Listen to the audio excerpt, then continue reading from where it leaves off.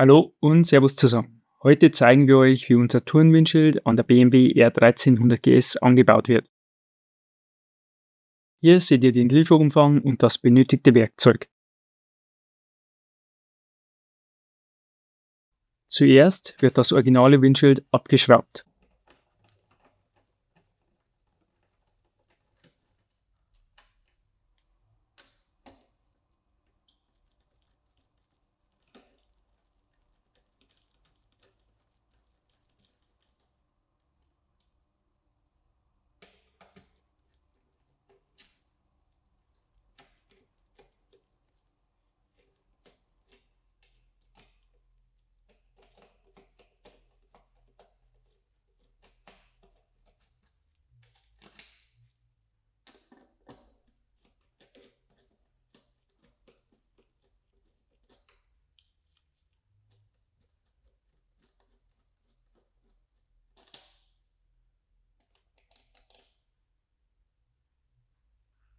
Dann werden die Buchsen und Gummis aus dem originalen Windschild entfernt.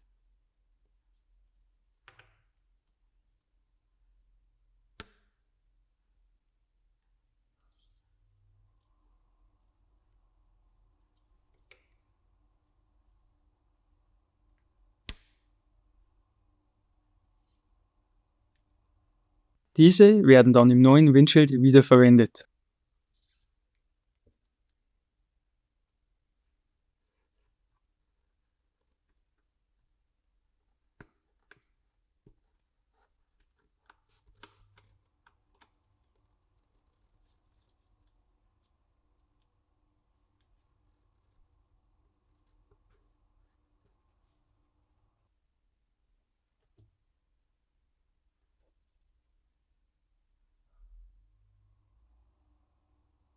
Jetzt kann das neue Windschild auch schon angeschraubt werden.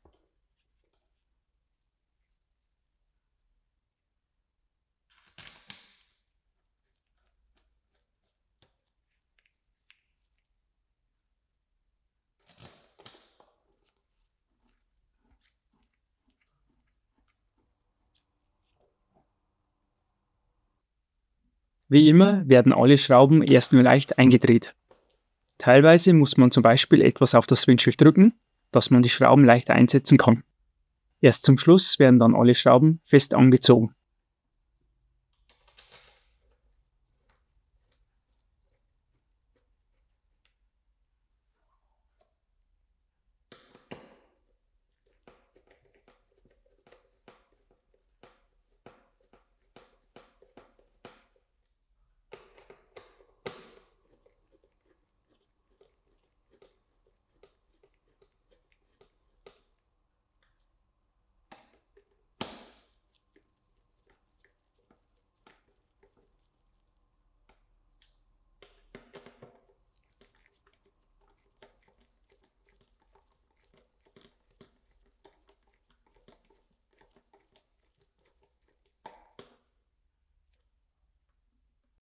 So sieht das Ganze dann aus.